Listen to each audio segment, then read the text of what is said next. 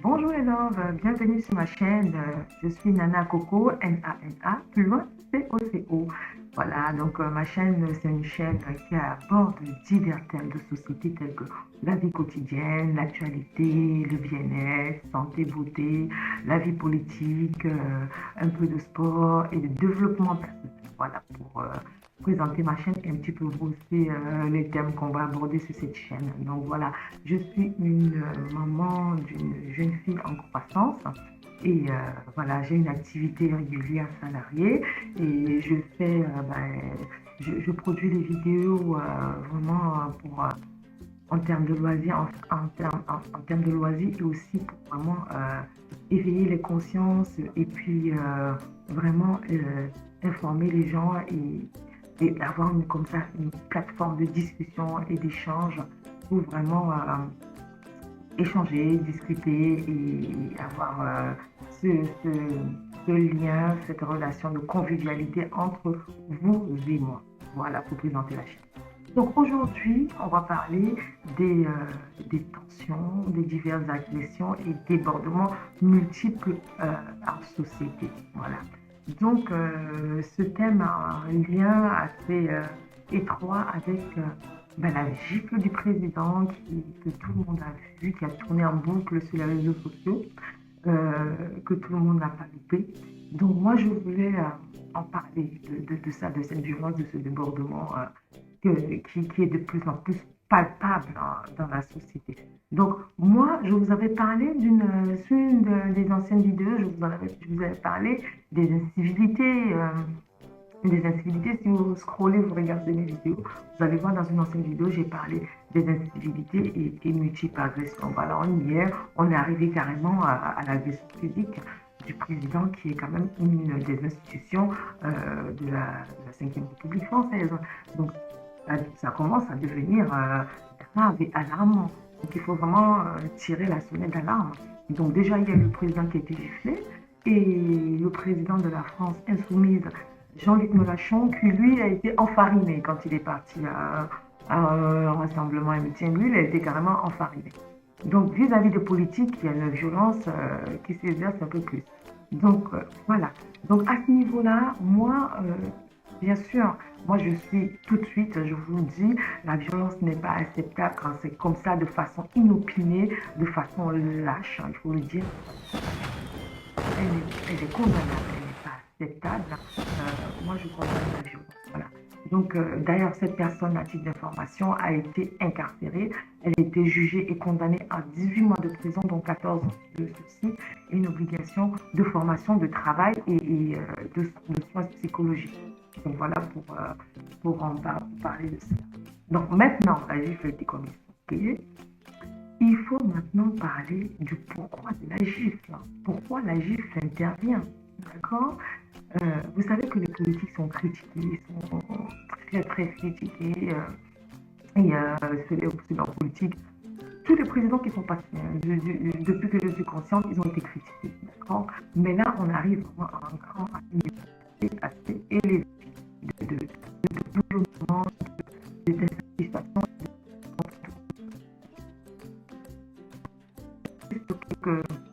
Quelques éléments comme ça que j'ai relevés, qui supposent vraiment ce débordement qui donne, ça commence à exploser à ce moment. Moi, si je suis citoyenne de la vie de tous les jours, donc cette violence-là, on la voit. Donc, quand on écoute les Français, quand on écoute les gens parler, on voit, on le perçoit, on se rend compte que la vie, ça devient de plus en plus intenable pour certains Français. Ça devient de plus en plus difficile au niveau de l'économie. Les gens ne s'en sortent plus, vous voyez. Et quand ils veulent même manifester, ils sont bâillonnés, ils sont frappés, ils perdent un œil et tout ça. Et il y a les lois qui ont été votées au Parlement récemment qui sont de plus en plus dures envers les manifestants. Moi, je vous parle des manifestants pacifiques, je ne vous parle pas des casseurs et des black blocs et tout ça. Non, non, non, je ne vous parle pas de cela. Je vous parle des gens qui manifestent de façon pacifique par rapport aux pertes d'acquis sociaux qu'on a, notamment la réforme sur les retraites. Vous voyez, les diverses lois comme ça qu'on passe par le 49 3 qui ne sont même plus votés à l'Assemblée nationale. Donc, à ce moment, il faudrait dire stop. Moi, j'ai l'impression, maintenant, c'est mon sentiment personnel, c'est mon avis personnel, j'ai l'impression que ce gouvernement-là, ce président-là, il a été voté pour remplir, vous savez, un cahier de charges, un calendrier. Il faudra, avant les 5 ans, vraiment arriver à faire tac, tac, tac, tac, tac, vraiment à remplir certaines cases. Mais certaines cases-là, ça va en défaveur de la population. C'est des lois qui sont de plus en plus dures. On voit par exemple les fonds de pension qui achètent, vous savez, qui achètent les organismes de retraite, la retraite qui va être repoussée de plus en plus tard. Des gens qui ont travaillé toute leur vie, qui avec la retraite, leurs pensions sont vraiment minables, qui vivent dans des conditions exécrables, qui sont obligés d'avoir les systèmes D, de compter leurs petits sous, leur petit argent qu'ils ont. Enfin, c'est les fonds des tiroirs qu'il faut ressortir, quoi. Vous voyez, qui sont obligés de devenir inventifs, de trouver les systèmes D pour avoir de la gratuité sur certains produits, pour payer beaucoup moins cher. Mais ces anciens-là, c'est les anciens qui ont travaillé avant nous, c'est les anciens qui ont donné de l'énergie, qui ont donné de leur participation à l'économie française. Donc maintenant, parvenus à la retraite, qui ne s'en sortent pas à joindre les deux bouts, qui ne puissent pas vraiment profiter et jouir paisiblement de leur retraite, moi, ça m'attriste. Je me dis, mais qu'est-ce qui nous attend? Vous voyez, là, on est dans le système du travail. En ce moment, on fait partie des travailleurs, mais je me dis, qu'est-ce qui nous attend, nous? Est-ce que ce ne sera pas pire? Parce qu'avec les lois qui sont votées, qui nous grignotent ces acquis sociaux, petit à petit, je me dis, mais où est-ce qu'on va? Où va-t-on avec tout ça? Donc voilà. Donc il y a toutes ces réformes-là qui font en sorte que la population est une grogne qui est de plus en plus grandissante. Maintenant, les solutions. D'accord. Les solutions, ça ne se trouve pas dans la violence. Les solutions se trouvent dans les débats. Les débats sur les plateaux, télévisés, dire vraiment son ras-le-bol, son mécontentement dans les médias publics. Ouais, les médias publics, que ce soit la presse écrite, voilà, par les canaux comme moi, par exemple. Voilà, je monte au créneau, je crée ma chaîne YouTube et j'en parle de ce malaise des Français là qui grondent par rapport au niveau de vie, le niveau de vie social qui a été fortement dégradé. Et voilà. Donc, les urnes, les élections, les urnes, faites part de votre mécontentement et surtout inscrivez-vous sur les listes électorales et allez voter, montrez votre mécontentement par rapport à ce gouvernement, par rapport à tout ce qui incarne toutes ces pertes d'acquis sociaux. Vous voyez, ces gens-là qui sont à l'Assemblée nationale, les députés, bien sûr, ils sont élus par nous, mais est-ce que les lois qu'ils votent sont toujours en faveur de notre bien-être? Est-ce que ça regarde est-ce que c'est en relation directe avec notre bien-être? Est-ce que ça va en faveur de l'avancement, vous voyez, de l'avancement des conditions de vie sociale des Français? Ça, c'est la question qu'il faut se poser, une bonne question qu'il faut se poser. Est-ce que c'est pas juste du côté en faveur des grands patrons, des grands financiers, des grands industriels? Est-ce que ce n'est pas au détriment des salariés, des employés et des pauvres retraités? Donc, il faut se poser des questions, éveillez-vous, réveillez-vous. Et vraiment, moi, par le biais de cette chaîne, j'aimerais que les consciences s'éveillent. Les consciences s'éveillent et qu'on puisse dire, vous savez, la population n'est pas faite de tous ces médias, de tous ces industriels. Ils forment un petit pourcentage. Bien sûr, ils ont les moyens de pression, les moyens financiers et tout ce qui va avec. Mais la grande majorité de la population, c'est nous qui la faisons. Le travail, bien sûr, on va dire les fonds, les capitaux, c'est eux qui le ramènent. Mais le travail au quotidien, les petites mères, c'est qui? C'est nous. C'est les salariés, c'est les employés qui font la force vraiment de ces gens-là.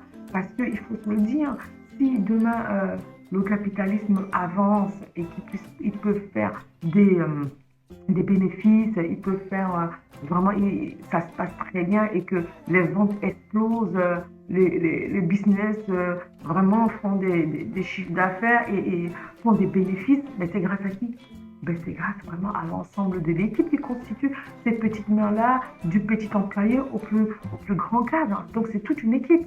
Donc, je veux dire, il ne faut pas juste sectionner comme ça la société en deux. Il y a une partie vraiment qui est absolument aisée, qui a des moyens de sa politique qui sont vraiment énormes, qui sont vraiment, comment dire, qui sont vraiment bluffant et époustouflant.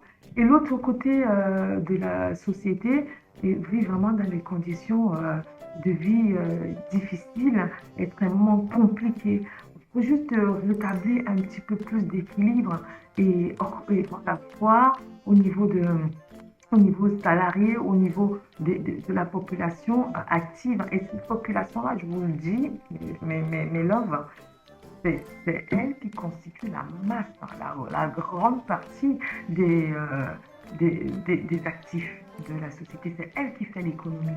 Parce que tous réunis ensemble par rapport à tout ce qu'on nous prend comme charge sur le salaire, sur les jeunes entrepreneurs, tout ce qu'on leur prend comme impôts et taxes, mais c'est ça qui fait contribuer l'économie, c'est ça qui fait avancer l'économie. Tout ce que vous dépensez dans les magasins et tout ça, là, alimentaire, non alimentaire et tout, bah, c'est tout ça qui fait avancer l'économie, vous voyez. Donc, moi, je veux juste être comme une personne qui vous met juste la puce à l'oreille qui vous dit réveillez-vous.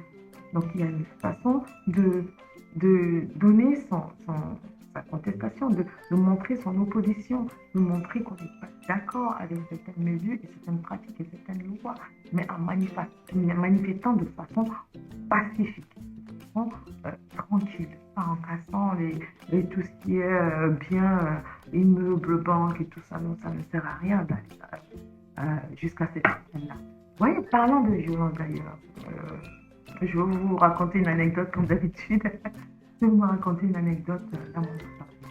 Vous voyez, quand quelqu'un est violent envers vous, quelqu'un vous en veut, ou quelqu'un est très agressif comme ça envers vous, quelqu'un vient comme ça de façon très, très, vous savez, de très, très déterminé et veut en découdre avec vous, ce que vous faites, vous temporisez les choses. Vous temporisez les choses, vous calmez, vous apaisez le climat. Vous voyez, moi aussi, j'étais très, très, très bouillonnante quand j'étais à la vingtaine. Hein, vous voyez, j'ai travaillé de ce côté-là. J'ai travaillé de ce côté-là pour plus être dans l'apaisement des choses. Vous voyez, j'ai deux collègues comme ça. Euh, Il y en a un qui ruminait, et je pense qu'il en trouvait déjà ce collègue-là, et voulait en découdre avec elle, mais il ne savait pas comment. Donc, l'autre collègue, je vais appeler la collègue, il y avait un collègue masculin et un collègue féminin. Donc, c'est le collègue féminin qui était frustré, qui en avait un peu marre de la collègue féminine. La collègue féminine, on va l'appeler J. Voilà. Donc, si on va appeler le collègue masculin C. Donc, monsieur C en avait marre de J. Et voilà, donc, vraiment engrangeait déjà des frustrations et voulait vraiment en découdre, était vraiment énervé contre J. Donc, sachant que ces deux personnes qui ont un chaud et un caractère bouillonnant, donc, voilà, un jour arrive, et J se présente, enfin, J commence plutôt sa journée et ça se passe bien et tout. Et voilà, le collègue masculin commence sa journée, ça se passe très bien. Voilà, le collègue masculin qui commence bien sa journée, ça se passe très bien. Après, quand il avait fini sa journée, il y a le collègue J qui devait prendre le relais. Donc, elle est arrivée, elle a posé une question et l'autre lui a mal répondu de façon sèche et ouverte, qu'elle n'a pas fait comme ça, sèche, et l'autre collègue n'a pas supporté. Et, et c'est parti vraiment en grosse chamaillerie et en grosse dispute. Vous voyez, donc il y avait déjà ces tensions d'un côté et une frustration. Donc la personne qui était frustrée a trouvé l'occasion de venir vraiment déverser sa collègue sur l'autre collègue J. Et l'autre collègue J a dit non, moi je ne le prends pas ainsi, ça ne va pas se passer comme ça. Donc ils étaient vraiment nez contre nez, front contre front. Donc du coup ça a explosé et ils en sont arrivés à physiquement se pousser l'un et l'autre. Donc c'est parti jusqu'à la collègue J s'est retrouvée par terre et tout. Donc, ils ont été convoqués et on les a tous les deux changés de service. Donc pour vous dire, donc moi C'est vrai que c'est le collègue masculin qui a commencé. Mais la collègue J qui avait juste laissé couler. Et peut-être se faire même laisser taper. Hein. Oui. Et après, aller porter plainte, tout simplement aller réclamer. Ça aurait apaisé les choses. Ça aurait... Et quand quelqu'un vient vers vous comme ça, de façon très très déterminée, très très vendécoute, et que vous ne le calculez pas, vous lui dites d'arrêter, de se calmer tout de suite, ça ne sert à rien, vous voyez, ça perd tout de suite l'attention. Parce que en face de lui, il n'a rien. En face de lui, bah, il n'a pas ce retour qu'il attend, vous voyez. Il n'a pas ce boomerang qu'il attend que ça retombe aussi et pour qu'on en vienne vraiment au moment. Donc, la collègue, sachant que bah, lui, il savait de toute façon, il a réagi de façon aussi virulente que lui, d'accord. Donc c'est parti comme ça, en grosse dispute et bousculade, pas bagarre, mais vraiment bousculade jusqu'à mettre la collègue à tête. Donc voilà. Donc je ne dis pas qu'il ne faut pas riposter, je vous dis, quand vous êtes par exemple insulté ou vous êtes maltraité, il faut répondre. Vous répondez du tac au tac. Ça, je suis d'accord avec cette position-là. Il faut répondre parce qu'on ne va pas se laisser non plus marcher dessus, on ne va pas se laisser non plus insulter et maltraiter comme ça sans rien dire, sans en retour. Donc il faut aussi montrer que non, on n'accepte pas ça. Il y a des choses qu'on n'accepte pas. Allez aux États-Unis et commettez un impair comme ça, on va vous recadrer tout de suite, on va vous remettre tout de suite à votre place. Et ce qui est normal, vous voyez. Mais maintenant, quand la personne montre qu'elle veut découvrir, elle veut en venir aux mains. Là, vous mettez une barrière, vous mettez un stop tout de suite pour lui dire que je ne suis pas pour la violence. Maintenant, si tu veux te battre, si tu veux être violent, je te laisse me taper. Et il y a des lois et des institutions dans ce pays. On va le régler autrement. On va le régler par les lois, par la justice. Et je vous assure, ça calme la personne. Je vous assure, ça la calme directement. Et donc, voilà. Donc, je voulais en parler avec vous de toutes ces montées en tension pour vous dire les loves, s'il vous plaît. Ceux qui me suivent, ceux qui passent par là, apaisez vos cœurs, apaisez les tensions. Il y en a d'aucuns qui diraient oui, aller à l'église, prier et tout. Oui, d'accord, on peut prier. Ça aussi, c'est une solution. Mais il y a d'autres façons de faire aussi. Il y a le yoga, la méditation, des exutoires comme le sport, tout simplement. Défoulez-vous au sport, trouvez une copine, un copain, et puis voilà, expulsez le stress de cette façon-là. Vous voyez, ça ne sert à rien d'en arriver à la violence. La violence en plus gratuite, la violence de cette façon-là, comme ça, qui vient de nulle part, comme je vous l'ai dit précédemment, qui arrive comme ça de façon exponentielle, de façon explosive. On ne sait pas d'où ça vient. Vous voyez la différence entre nous et les animaux, c'est quoi? C'est la communication, c'est la parole. Je l'ai toujours dit, ce qui nous différencie des animaux ne parlent pas, ils crient ce puissant outil qui est la parole, la communication. Pourquoi nous communiquons? Nous parlons tout simplement. Même si on a un désaccord, même si on est en opposition, on discute, on en parle. On ne peut pas être tous du même avis parce qu'on n'a pas les mêmes conditions de vie, on n'a pas eu la même éducation, on n'a pas eu le même environnement socio-professionnel, donc on ne peut pas tous partager le même avis, je suis d'accord. Mais dans le respect de l'autre, dans le respect de l'un et de l'autre. Ça, c'est important, vous voyez. Donc, voilà, je voulais en parler avec vous. Dites-moi ce que vous en pensez dans les commentaires et n'hésitez pas, voilà, comme d'habitude, hein, on ne va pas déroger à la tradition. Likez, abonnez-vous, likez, partagez massivement. Et voilà, je vous dis à très bientôt sur ma chaîne Mes Loves. Donc, on va parler comme ça de divers sujets, débats, pas seulement de l'actualité. Hein, je reviendrai avec d'autres sujets plus fun, plus marrants et on va échanger là-dessus. D'accord? Je vous fais de très très gros bisous, mes loves, et je vous dis à très bientôt. Abonnez-vous, likez et partagez la vidéo. À très bientôt, mes loves. Bisous.